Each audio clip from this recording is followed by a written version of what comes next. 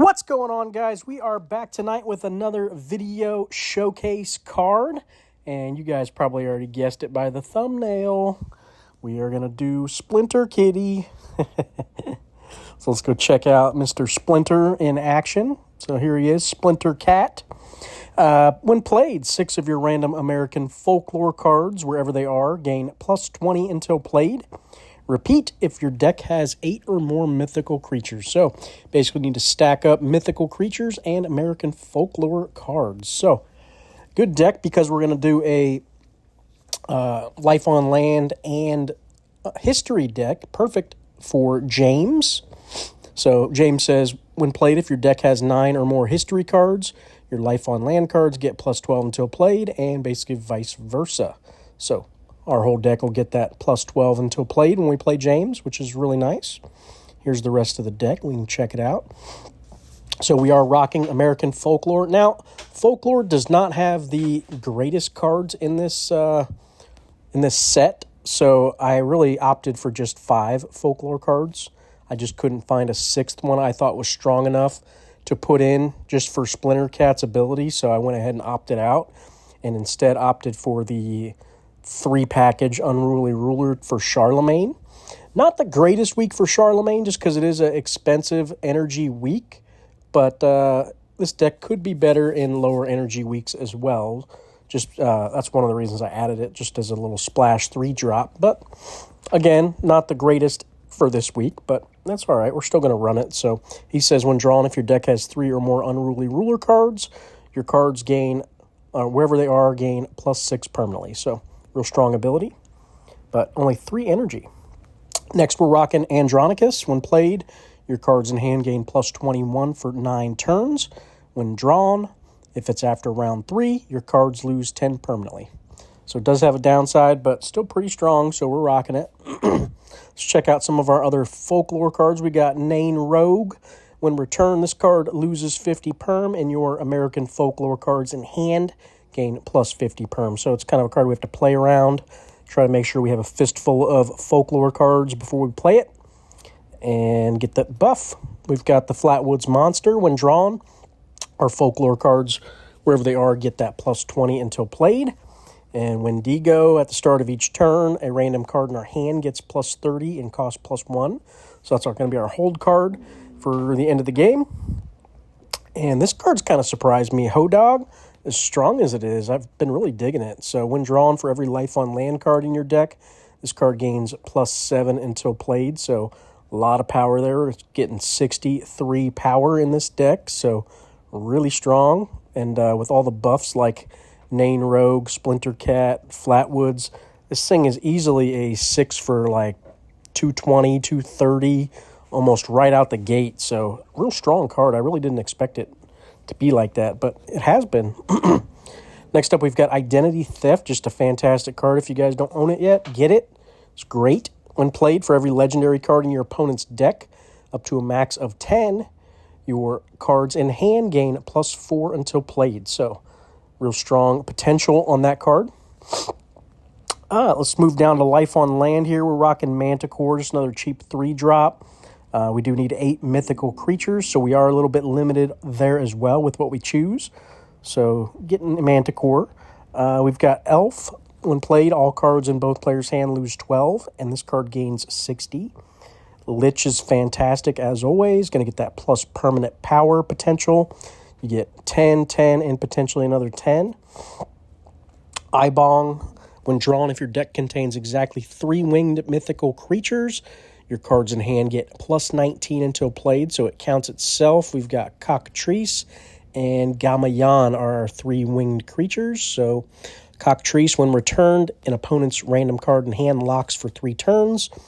You guys know me, Disruption, I love it, so that's why we rock it. Next up, when drawn, if your deck has 3 or more mythical creature cards, which it does, a random card from each album in your hand gains plus 23 until played. Not the greatest card, but I said our choices were a little bit limited, and I wanted to make sure Yeti was hitting some stuff, so it is a 7-drop. So gets hit by Yeti. So when played, your opponent loses 5 perm, and your cards in hand with 7 or more base energy gain plus 20 until played. So you can see quite a few over 7. We got 1, 2, 3, 4, 5, 6, 7, 8, 9 cards that trigger. So pretty good for Yeti. Last up, we've got Dwarf, going to buff 15 and debuff 15 our opponent. And Sherman, when played, our opponent's cards over 50, lose 30 for the round. So that's the deck, guys. It's done really good so far. I haven't lost with it yet, knock on wood. I think I played 3, maybe 4 games with it so far. We haven't come up against too many great decks, though. They've been kind of subpar, mediocre bot decks, so I'm not going to toot my own horn just yet with this deck. I don't think it's going to be super crazy, but I have hit some early, I think it was round 3, 700 power turns, so it can definitely smack decently pretty early on. So let's go check it out. Let me know what you guys think. As always, if you guys enjoy the content, please hit that like button and hit that subscribe button. Channel's still growing, guys. Every day we're picking up some subs, so it's always nice to see a little bit of growth here and there. So definitely help me out if you can. All right, let's see what we get to play against today. Haven't been seeing as many bird decks running around, shockingly. Probably just jinxed myself, but usually they're all over the place. But ooh, kind of a good start for Rogue here. We can just play him right out the gate, which is nice. Get him going. Get that plus 50 on 2 of our cards. Already 356 right on the rip. That's tough to beat. Nice little buff.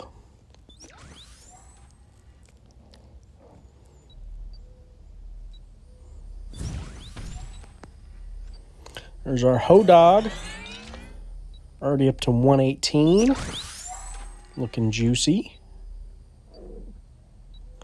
Kind of thinking I'd toss him in there. Toss him back now while I can. Let's toss Flatwood as well. Another good turn. So I told you guys I have been working on a song. Well, I guess I've already completed it, but sent it off to a producer and everything, producer to get it done up in kind of a radio quality deal. So keep an eye out on that. Probably in a couple weeks I should have it back. I'll probably post it on YouTube for you guys. You can check out my sweet song I wrote. I think it's pretty cool. I feel like it's an accomplishment. But I did bring this up again just because it's crazy. So last night my wife and I laying in bed trying to find something to watch on TV, and I spotted, what was it? The movie I Can Only Imagine. Oh man, what a good movie. If you guys haven't seen that movie, whew. Basically it's a guy who tells the story of the guy who wrote that song I Can Only Imagine by Mercy Me. And he goes into detail of basically his life and his backstory and everything. But it really hit home with me for some reason. I was crying in this movie, towards the end as he was singing his song about his dad and everything he wrote. And I can really relate right now just because I just finished writing the song about my dad. And it's man, what happens if it gets big like this guy's song did about his dad? It's just crazy to think about. It's not something you think about as you're writing, oh, this song's going to be huge one day, or, you know what I mean? It's, 99.999% chance nothing's ever going to happen with it, but there's always a slim chance. You just never know, and, I could somehow get the opportunity to, big name artist is singing my song on stage, and it goes, worldwide or something crazy, and it just be crazy to think about something like that, and just the feeling of, man, I did that, and it's, about my dad, and I just couldn't even imagine, to be honest with you guys. But, yeah, it just really kind of hit home with me just watching that and kind of thinking, man, just how that guy must have felt when his song just blew up.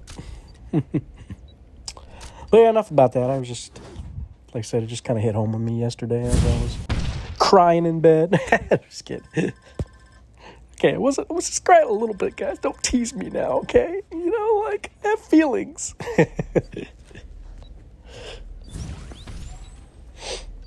All right, what do we got here? Another Nain Rogue play? Ooh, we're up 381, so we can afford to do it. So let's do it. We can chuck Manicore here, too, I think. Really need to get that Splintercat down, but we can wait a turn. I think it'll be all right. Opponent's on the debuff train. We're buffing more than he can debuff, though. So that's always good. All right, we're up 2 rounds. We got Wendigo just still stacking, so getting all these buffs. Looking juicy. As I say, Hodog usually looks massive, but because it got hit by that perm debuff now, it's looking a little small. Minus 50. All right, we're going to go like this. Get that Splintercat going. Get another buff here. Get that Hodog nice and juicy. Ooh. Another plus 40. That Wendigo. Looking pretty nice. I mean, this deck smacks. I'm digging it. And it's different, you know. It's not your typical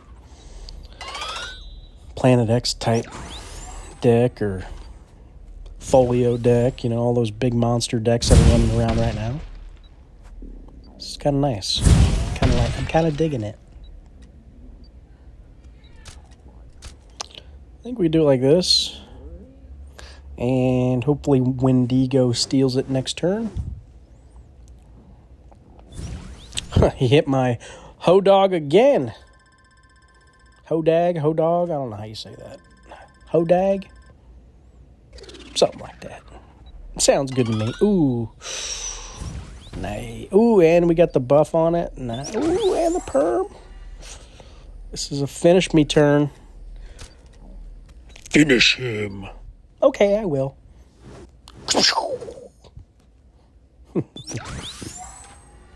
Look at that. Round 3, are you dropping almost 700? Granted, he did debuff me a lot, but would have been 700. Still pretty nice. Dang. Swept him.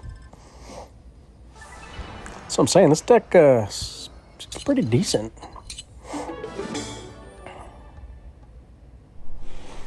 Wife and I are working on putting together some more stuff for our eBay store, so I'm pretty excited about that. Looking to test out some mystery Pokemon packs. Something I was telling the wife we should try out because we've been kind of stacking up a lot of bulk and, you know, some suboptimal cards. I mean, obviously I'm going to put decent cards in the packs as well so people get their value and their money, you know, money's worth, but I think it's going to be a good way to basically unload some of our extra cards we have laying around. So I think it'll be good. Probably try to do like maybe $20 mystery packs, kind of what I'm thinking, mystery bags. I'm thinking doing maybe 2 unopened packs in the bags and then basically like a fistful of commons, uncommons, maybe a couple hollow cards and then like a guaranteed like hit card or maybe 2 hit cards, something like that. Still trying to figure it out and make sure I price everything appropriately, but pretty excited about it. Hoping it takes off because I do see a lot of people online on eBay selling these things a lot, so it seems like they sell pretty well, especially if you add, I'll probably have to add like chase cards in the bags because if I make, let's say like 50 bags, maybe have like, I don't know, 5 to 10 chase cards that people can get in their bags. So there's at least some good odds of getting some decent, you know, money cards. So it's kind of what I'm going with, I think. I think that'll be good for people.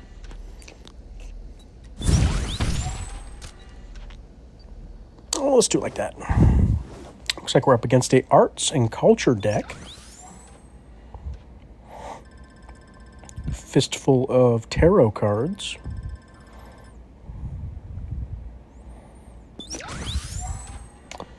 Good Omens.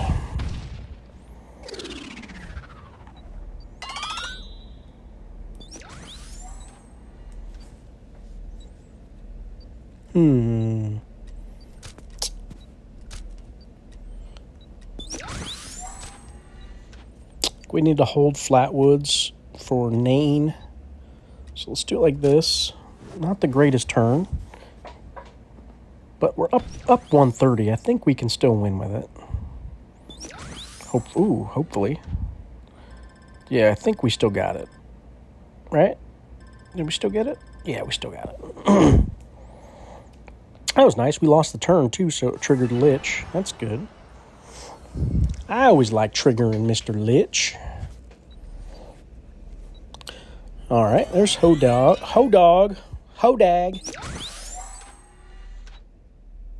All right, this is a good hand.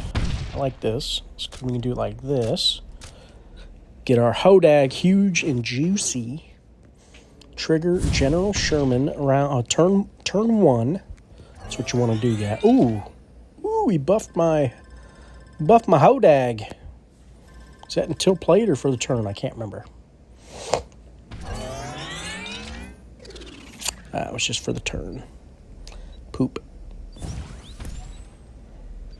All right, let's get Hodag down. I'm going to do it like this.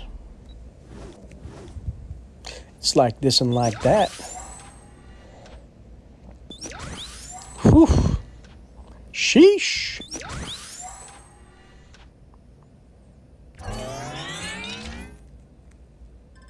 Not too shabby for so early. I'll take 550 this early.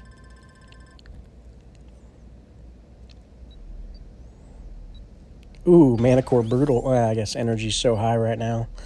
Mana Core seems like it could be cut pretty easily. Probably should have gone with something else, but it's all right. We're still kicking butt. So not too worried about it. Chariot. Okay. If played alone, so he's risking a round, which he was already losing anyway, so it didn't really matter. Man, are we going to sweep both guys? That'd be cool. Good turn to unload Mana Core since he just got buffed by Wendigo. So what's nice about having Wendigo hanging out, because you can, some of these cheaper cards get that nice 30 buff, and it's actually like, ooh, time to play. Let's unload you. Get our value. So I'm kind of digging Wendigo in this deck. Feels good.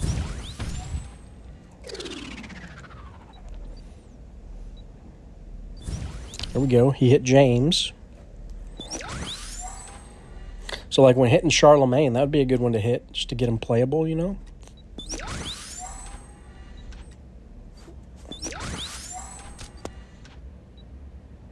Let's do it like that.